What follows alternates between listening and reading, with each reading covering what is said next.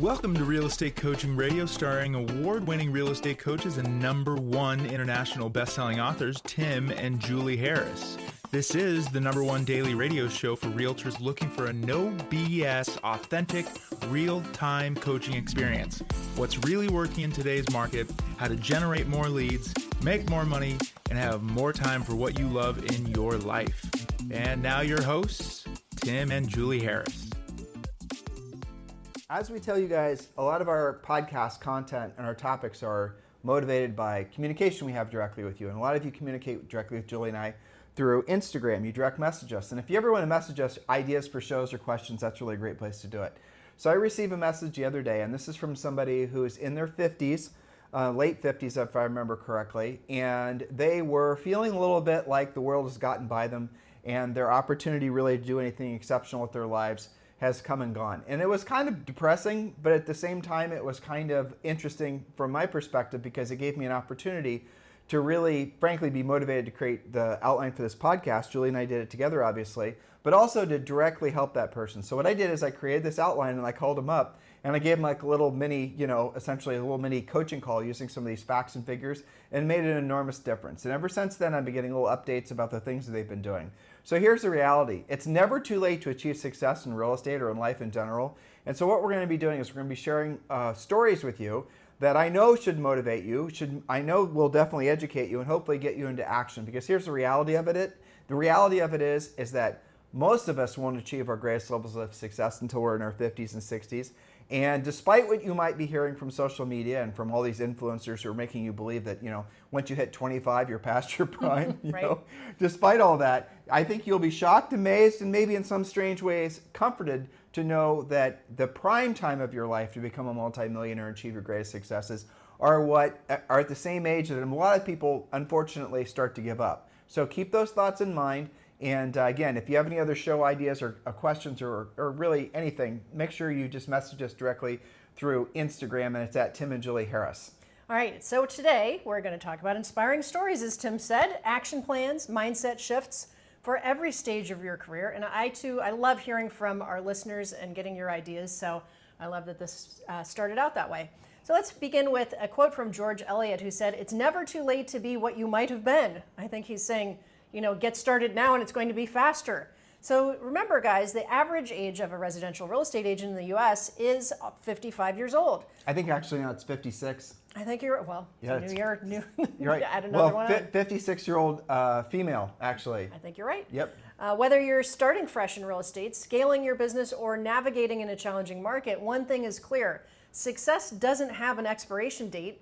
Instead, it's tied to action, mindset, and persistence. Julie, I want to interject here. A lot of the reasons a lot of people don't feel, I'd say, professionally successful is because during their, before you're 55, you're spending a lot of time doing other things for other people. That's very true. A lot of people are spending a lot of time sorting themselves out, essentially working to earn a reputation that's going to create a great business for them. But a lot of times they're raising kids and they're doing all those other types of things. Mm-hmm. And that takes a lot of energy and a lot of time. And I think where a lot of people get confused is the belief that you can have balance. Balance is not just a myth, it's an insidious myth. In other words, the belief that you can have balance in your life is something that destroys a lot of people's motivation because they'll say, well, I don't have balance. I have to figure out a way to equally balance, or somehow close to equally balance, all the things, the family, the physical, the mental, the spiritual, the financial, all the things. And if I don't feel like I'm balancing all of those things perfectly, well, then guess what? I'm just going to be, somehow I'm a failure. And the exact opposite is true. I have never personally met or read about or seen anybody who's achieved anything great, be it in their family or spiritually or financially, that has perfect balance in their lives. If you see somebody that's in really, really good shape, they're giving up time that they would have otherwise been spending doing other things.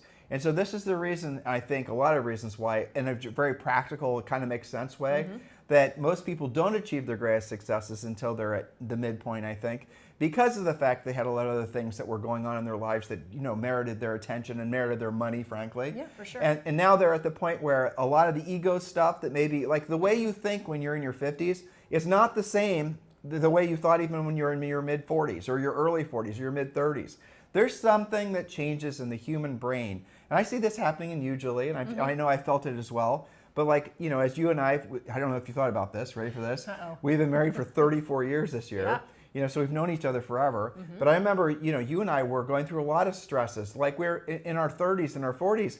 It was all about still trying to like prove yourself. And Sure. and if you guys look at like human behavior, a lot of people buy these big expensive houses and do all these other types of things that are supposed to show their success when they're in that 30s to 40s age range. There's something inside of all of us that essentially wants to prove to the world through our, I think, material possessions and our achievements that we merit being special, we merit being respected, or I don't even know what. Like I said, I've never put a lot of thought into this. Well, it's a craving for recognition on some level. That's really the essence of it. Even if it's a recognition of yourself by yourself, that you're doing the right thing, you're getting a confirmation that your hard work is paying off. I think a lot of that is just natural human nature, but I'm glad that you brought up the idea of balance, because how many coaching calls have we had, and even friends and in our own lives, where the pursuit of this mythical balance actually throws you further off balance and causes the stress in that belief. So I think part of this is coming to the realization that there is no such thing as a perfect balance, and as you go through different stages in your life, you're imbalanced in different ways. Okay, so you just teed me up and got me back on track like you always do, so thank you. So the moral of the story is that you are going to be putting different focus on different things at different points in your life. Yes. And so in my opinion, having worked on this outline for you guys for like probably, 5 hours with Julie and I, the reality of it is that you're naturally going to be able to be more focused on finances, naturally be more focused on accumulation of wealth when you're not distracted by all the other things. And so there's, some people call it a season, right? But there's a certain time in your life when you're, if you think about little kids, when they go from, learning how to just do the very basic things, and they get smarter and they get more sophisticated, and then in their 20s they start becoming independent adults, hopefully, and then they form families in their 30s and the whole thing, or maybe they form families in their 20s. There's certain times in your life which you're supposed to be doing things. So if you're feeling like the ball has gotten by you, just because, like, say you're in your late 40s and maybe you're in your early 60s, and you feel like, well, I don't have any wealth accumulation, I still haven't ever accomplished any sort of sense of financial security, all these types of things. If you start believing that you're never going to do it because you're being brainwashed by popular culture, leading you to believe that you're too old, you are exactly the right age, because that's exactly where most people actually do it. You just have to drill down on the facts and give yourself a little bit of a break and realize that now is your time to actually accumulate wealth. Yes, and if that wasn't enough, we're bringing you some stories, some inspiring stories of later success, proof to you that it's never too late. So it's not just coming from me and Tim. Here are some great examples, and we're going to then tell you, some things to implement, what to do about it. So number one, Anthony Hopkins, a breakthrough at age 54. His turning point was when he was cast as Hannibal Lecter at age 54, earning him an Academy Award for Best Actor. Some of them don't know. I don't know if anybody does know who Hannibal Lecter is, but Silence of the Lambs for our 20-somethings that maybe don't know that. You want to tell a good story? Go ahead. All right. So you and I are over in Tuscany in Italy. Oh, right. This is hilarious. Last summer, and we went on a tour. You'll remember all the fancy Borgo San Felice. Exactly. I'll never remember that. San Felice, maybe. And so we're standing in this Borgo. Say it again. Borgo San Felice, which is a historic town, a medieval town that a hotel bought and turned into a beautiful, unbelievable resort. It's very castle-like. So we stayed there for about a week, and we were going on a tour of their vineyard, and went on a tour where they make the wine, whatever you call the wine-making place, Anyway, so they have these winery. Thank you. So they have these big barrels, and obviously it's just exactly like you think. Everything's very dark and musty, and very chilly, underground, the whole thing.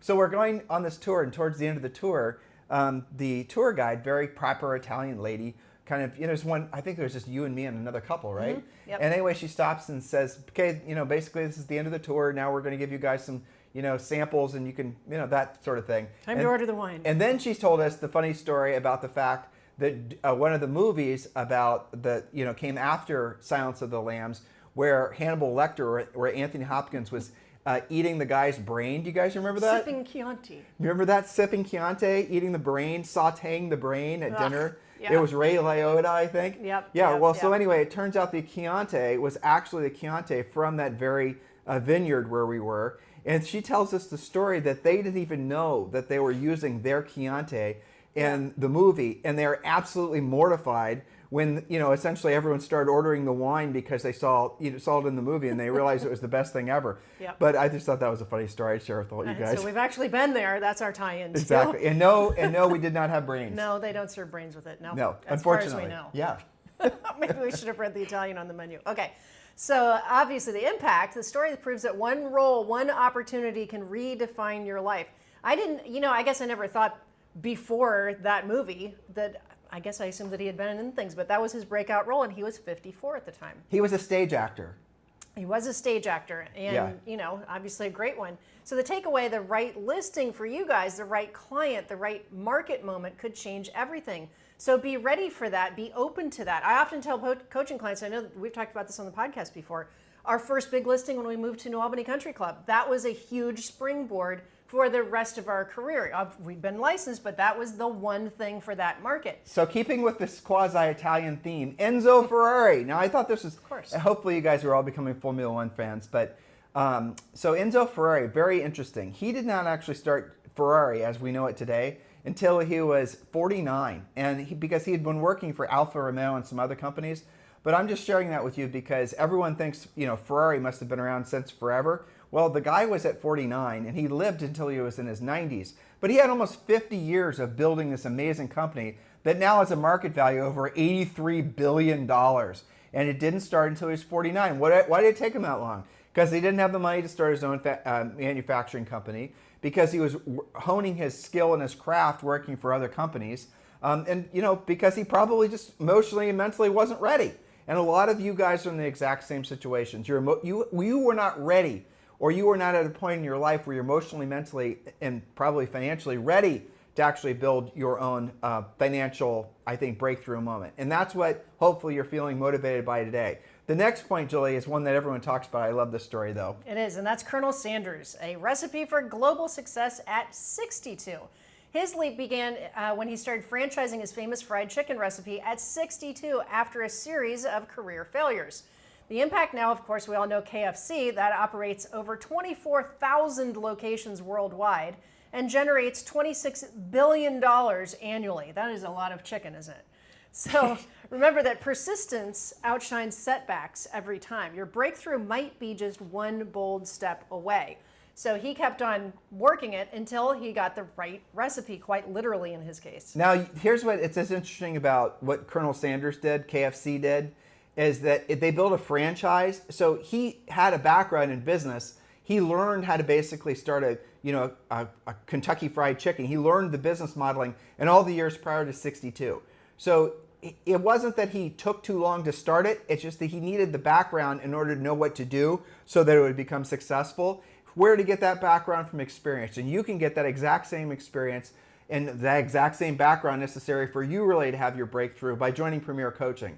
And you can join Premier Coaching right now for free. Just go to premiercoaching.com or scroll down below and click the link to join. Now, Premier Coaching is our A to Z complete real estate system.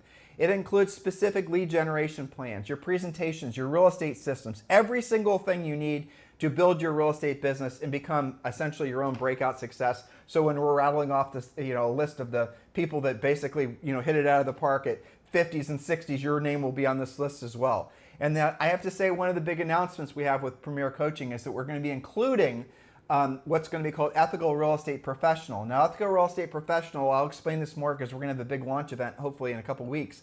And it's going to be part of Premier Coaching. So when you join Premier Coaching, you're also going to get a very prestigious designation called Ethical Real Estate Professional. If you want to see what Ethical Real Estate Professional is all about, you can just actually go to Google and just put in ethical real estate or ethical real estate professional, and the website comes up first. But the moral of the story is when you go on a listing presentation and you go on a buyer presentation, or you're just out in the community, all agents are basically seen the same. They have the same marketing, same websites where they market things. Everything looks and feels the same to consumers.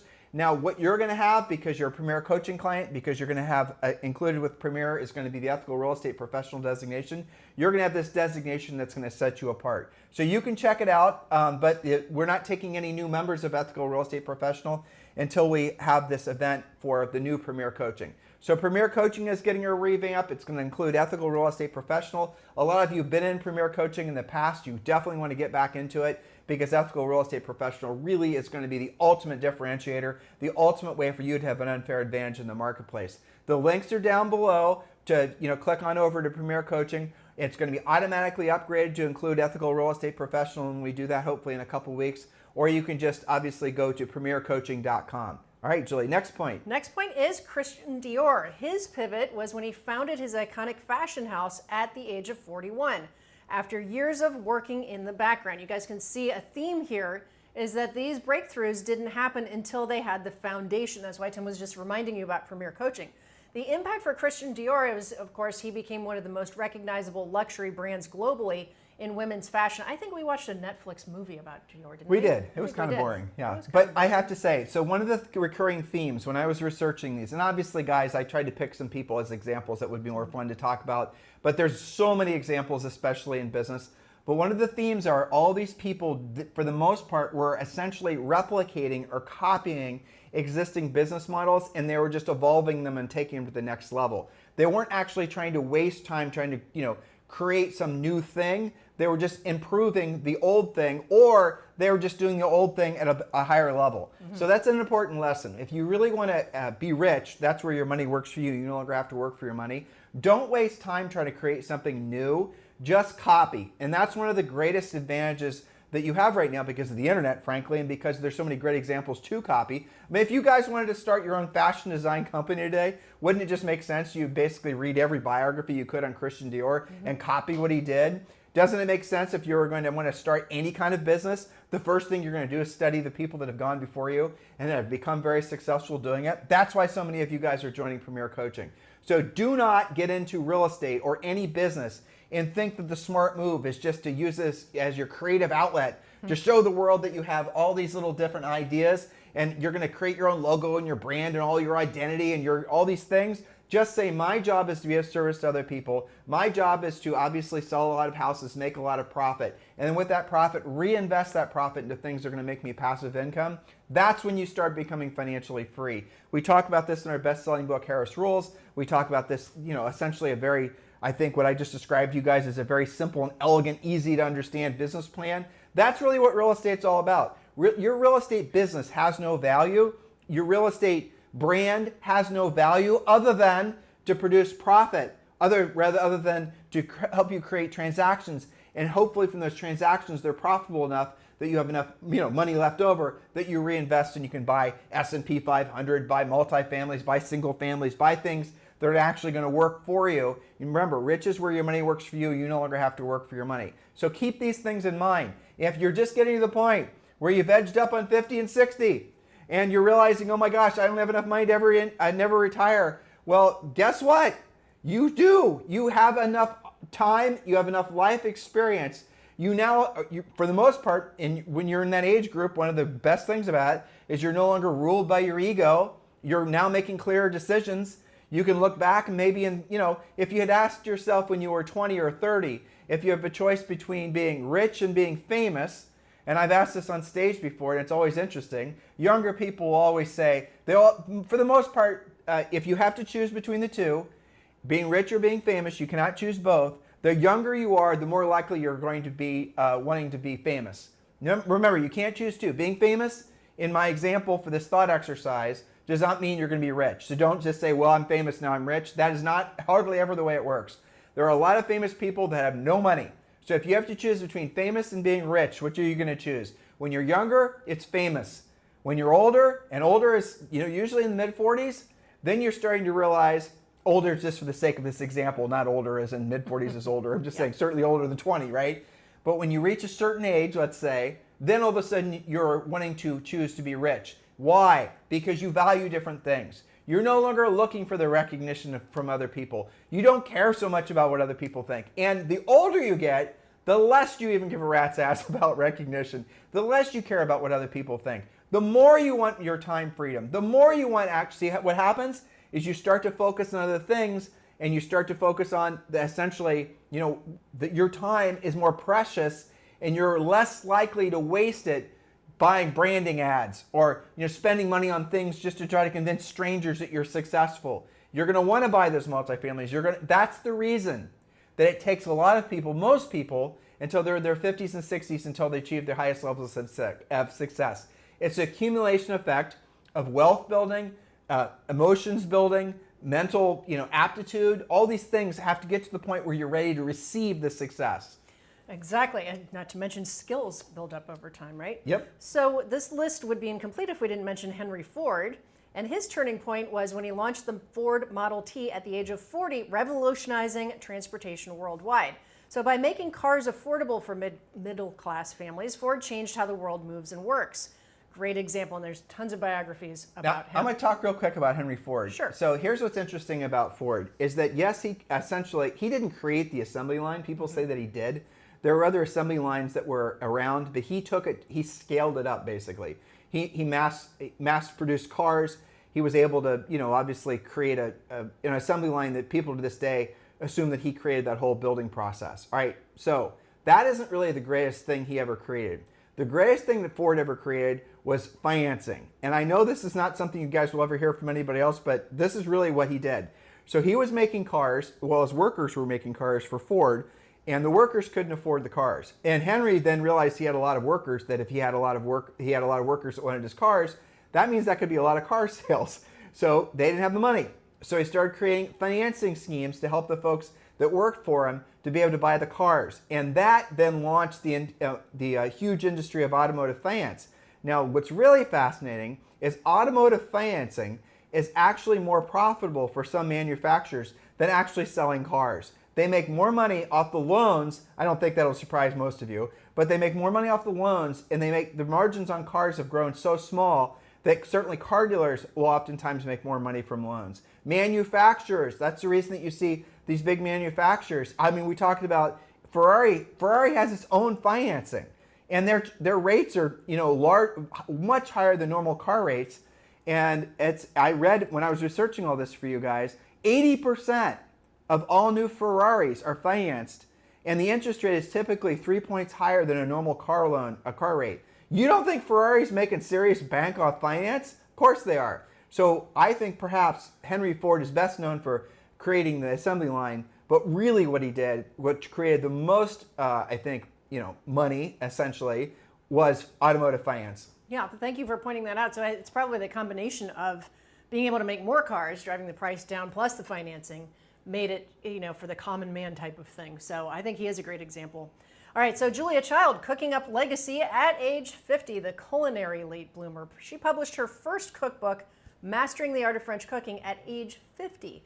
And that book sold over 1.5 million copies, transforming how Americans approach or even know about French cuisine. I have it in our cookbooks. Well, and that's back when you made real money from books, too. Yeah, absolutely. So that was her passion becoming her legacy. But of course, in order to have that book, she had to learn how to do the recipes in the first place. But think of Julia Childs. Not everyone knows who she is, right? I mean, she's a character. You guys should see her on YouTube. Mm-hmm. She's not alive anymore. But the moral of the story is that when you were to hear the word Julia Childs, certainly when Julie and I were growing up, most of you listening too, you instantly saw this sort of bombastic, very expressive woman, kind of filling the screen because of her personality, but also, let's just be honest, her size. But she was so freaking entertaining and amazing to watch. To think that you wouldn't have known her or recognized her, or she wasn't really famous or successful prior to 50, it doesn't even make sense, right? Yeah. Because you've only seen her since she was 50 and older. You don't realize that she already lived half of her life working to the point where she would have launched that book and been successful. You guys get it? So even if your first half of your life hasn't been something that you're wanting to be maybe you're just not very frankly satisfied with what you've accomplished in your life. Maybe you wanted to travel all these different places, but you've never done it. You've wanted to have these experiences. You wanted to be able to give money to this certain charity or to donate, all the things, right? And you're slowly, this is going back to the message I got from Instagram, and you're slowly, and maybe not so slowly, giving up on your dreaming, giving up on your thinking big, giving up on what you'd always wanted to accomplish in your life. But now you look at these examples we're giving you, and the next one's really fun too. And you got to wake up to the reality that maybe what you've been doing is getting ready for this year to be the actual start of all the amazing dreams that you set for yourself when you were younger. Exactly. If these guys can do it, so can you. So our next example is Samuel L. Jackson, stardom at 46. His breakthrough role was when he gained fame in Pulp Fiction. He was 46, And prior to that, he'd had a lot of personal struggles. But now his films have collectively grossed over $27 billion worldwide. So the takeaway, of course, is that your greatest opportunity does often come after your biggest challenge. There's so many examples of that. We're just pulling out a few for you guys today. Do you remember that movie Pulp Fiction? I know it wasn't your favorite, but do you remember with him and John Travolta? Yes, they were great in it. Oh my gosh. I mean, it's obviously a breakout role, so pretty interesting. But what do all of these stories teach us? Well, 3 bullet points here, guys. Age is not a barrier. It's often an advantage. With age comes experience. That's our next point. Experience brings wisdom, perspective, and resilience. And your next breakthrough might come from one bold action. We gave you lots of examples there. So let's translate those lessons we're going to do through number 2 today here. That's fine. Into mindset shifts. What do you do knowing all these stories? Actionable steps so you can apply these to your real estate career. So the real estate mindset shift. Age is an asset, not a barrier. We've got 5 little mini things for you, mindset truths for you to digest. Number 1, experience is actually your edge. Years of market cycles, client interactions, and problem solving give you wisdom that younger agents don't have. Lots of ways we could go with that if you wanted to talk about that. Well, I mean, but look at the obvious one. So younger agents, when they are, let's say you're in your 20s, you just got your real estate license, and you don't have, frankly, a big center of influence and past client list. You don't necessarily, your mind is still so focused on what do they think of me. In other words, if I ask you to make a phone call to, say, one of your centers of influence and past clients or somebody you just know, and the intent is to have obviously a friendly conversation, but with the intent of essentially talking about real estate, maybe generating a lead, most of you will immediately have your heads full of, oh my gosh, what are they going to think of me? They're going to think I'm desperate. They're going to think I'm this. They're going to think I'm that. They're going to think, I'm just calling them because I'm trying to use them. So your head fills with all of these thoughts. Those thoughts, as you get older, you don't have those thoughts. They're still there, but they're very, very weak in your mind because you realize that you have a lot more that you can actually offer. And so when Julie and I say your highest and truest purpose on this planet is to be of service to other people, when you're younger, that doesn't resonate. I know, but we're going to say it anyway because eventually it will as you grow older. But when you are older, you do realize that's true, don't you? Your highest and truest purpose on this planet is to be of service to other people. And you then connect the dots. If that means calling somebody and making yourself temporarily uncomfortable because you're calling them to be of service to help them buy or sell real estate or whatever their real estate need is, then all of a sudden in your mind, spiritually almost, you've shifted away from your ego, which is always focused on what will they think of me, to I'm here to be of service to other people. That is very hard to manifest when you're old or when you're younger, frankly, but it becomes natural to think that way the older you get. That's very well said. I think that's absolutely true and demonstrated by many of our coaching clients. You were talking about making calls. Well, that brings us to number 2. Your network is gold. Decades of relationships are your untapped gold mine of referrals and repeat clients. I'm thinking of somebody like my coaching client's Tammy Irby in Northern Virginia. She's really tapping into this. She's doing a free market analysis campaign. She's reaching out to 100% of her, and she does have decades of, I think she's been in real estate more than 30 years, decades of relationships. And she's not just doing it once a year when she thinks of it or during, when taxes are due. She does this monthly through her newsletter and then a CMA campaign. So remember, the longer you've been in business, the more network you've got, the more past clients and even center of influence. That is untapped gold, so make sure that you get into that. Let's give them some facts. So Sure. The average agent in the United States is a 56-year-old woman, and after she's been in the business for 5 years, she gets something like 80% of all of her business from centers of influence and past clients. Yep. Now, I want you to break down what I just said. That's not to say that she's been selling a ton of houses every year, but what that does tell you is that she's able to comfortably have conversations with her centers of influence, I didn't say past clients, where she's comfortably willing and able to talk about the fact that she's in real estate, and after 5 years that they know she's in real estate. That's the reason it does become easier the longer you stay in real estate, as long as you're not being a secret agent, as long as you're actually following a plan and you're having, your mindset is geared towards, I am here to help other people. That is my highest, truest purpose on this planet.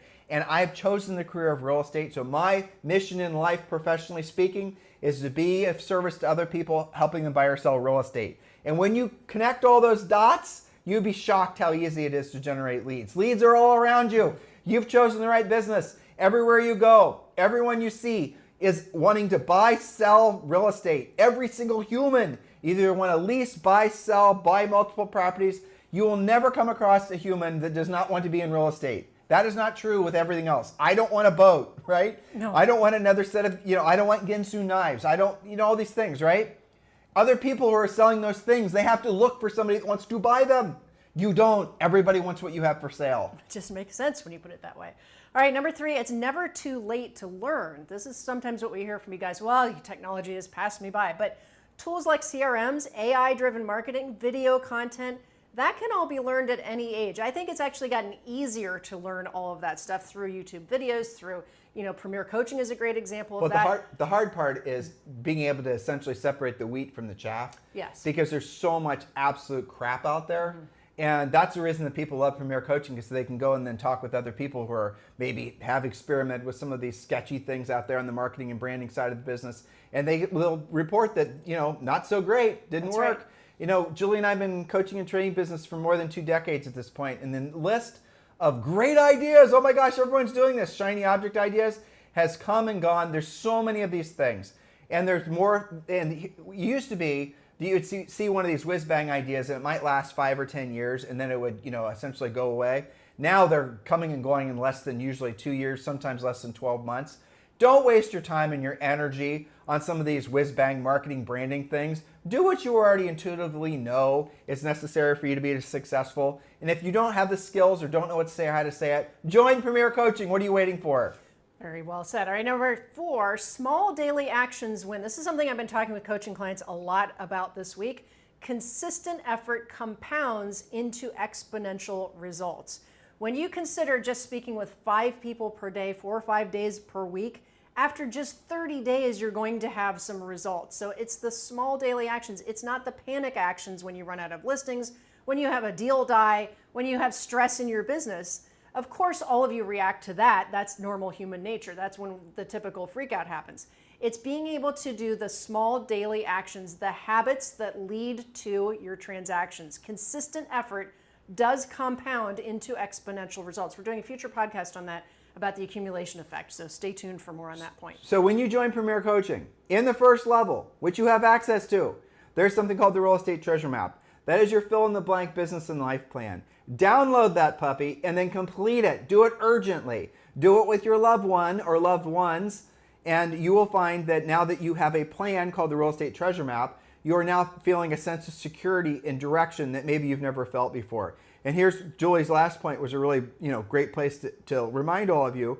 A wonderful day only comes down to achieving 3 to 5 things at a high level. And that's going to be, from a personal side, showing, saying I love you to the people that you love. Showing essentially that you are appreciative of the Gratitude. Gratitude, right. Showing gratitude in an overt way every day. You're going to want to have some kind of physical workout. You're going to want to take supplements, whatever your plan calls for. Then on the business side of things, it's going to be making a certain number of proactive lead generation contacts per day. It's going to be doing lead follow-up. It's going to be doing things that put you in a direct communication with decision-making adults about buying or selling real estate. At the end of the day, you've done the things. How do you feel? Even if you didn't generate any leads or sell a house, you took the next natural step in building the momentum that will lead to future transactions. Versus if you spend a lot of money on marketing and branding, hoping and praying that that new Facebook ad is going to generate a lead. Oh, you're putting them in your funnel. Your funnel's not working. Oh my gosh, what do I need to change there? What do I need to change there? You better write your emails so you can drip on them longer. You guys get the futility of all that? There's too many threat vectors, too many points of breakage. If you're wanting to help people and you're wanting to make money and you don't want to screw around anymore with the hypothetical or the sketch, as kids are calling it nowadays, you got to do what you already naturally know is the right thing to do in your business and personal life, which is start being the best version of yourself as a real estate practitioner, being a proactive lead generator, which means picking up the phone, which means having conversations with folks, which means actually putting yourself out there, and you're putting yourself out there to help other people. Stop hiding behind the keyboard or waiting for leads and opportunities to come to you. You're in your 50s and your 60s. You got to go after it. If it was going to come to you, it would have already. You have to go after it. That's something that hope you already knew is true. You know what I just said is true. I know some of you regret not having done it when you were younger. Well, unregret it and catch up now. Yes, because if you don't, point number 5 settles in: adapt or get left behind. The market changes and the most successful agents evolve with it. you do have to take action. Remember the saying, inaction is an action. You've got to take action every day, one step at a time. You can have affirmations. I'm a doer, I do things, now I get things done. You can say, my experience is my strength, especially if you're older. I'm perfectly positioned to succeed in today's market. You know, I love coaching older, more experienced agents because they do have that background. They've built their skills up, their confidence is high, and they actually get faster results when they do the proactive lead generation. They're easier to coach. They are easier to coach. Because they don't have all that ego junk in the way, and they're not all hung up about, they know that they can be of service because they have been of service. Well, honestly, Julie, if we just want to take our gloves off, it's because they're tired of their own bullshit. That's why. They've gotten to the point where, the clock is ticking and they're like, I've had it. I don't have time to really think about getting ready to get started anymore. It's time to take action. And I love how they do tend to get results faster, assuming that they do the work that it takes to get there. Now, if you want to be tired of your own bullshit and you're in your 20s, go you. That's fine too. Yeah, that's good too. I don't know why you'd wait. Frankly, that's what Julie and I did. Yeah. We basically just followed in the footsteps of other people. That's maybe has something to do with the reason in our early 20s we sold over 100 houses, right? I mean, that's the reason that we sold 100 to 200 homes starting in our early 20s for almost a decade. The reason that we've essentially had the #1 podcast, a best-selling book, all these things. It's because what we did is we studied who had come before us. We looked for the elements that we like. I mean, Julie and I listen to other podcasts for getting ideas, and essentially, frankly, so we don't get left behind. And you guys got to do the same thing. You got to stay frosty, as you would say. Right, stay frosty. So that the word complacency is kind of a made-up fake word. Complacency, by definition, means you're just not doing anything. You're not taking any action. But if you think about this, it's a bit of a mind bender because the word complacency is a word, but you cannot be complacent. Otherwise, not only do you get left behind financially, but you're going to get left behind. Your friends are going to leave you behind. Your family's going to leave you behind. Your dog's going to forget your name. All these things. So you are never going to be at a point in your life where you can be complacent or you can kick your feet up. And if you think being wealthy or being rich where your money's working for you and you no longer have to work for your money, rich and then you become wealthy, right? If you think that means, well, no more worries, that's not true.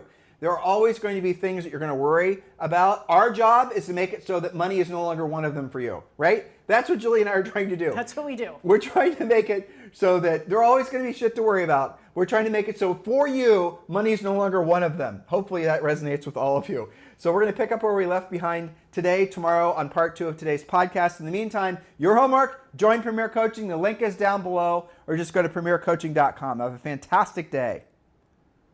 This podcast is a part of the C-Suite Radio Network. For more top business podcasts, visit c-suiteradio.com.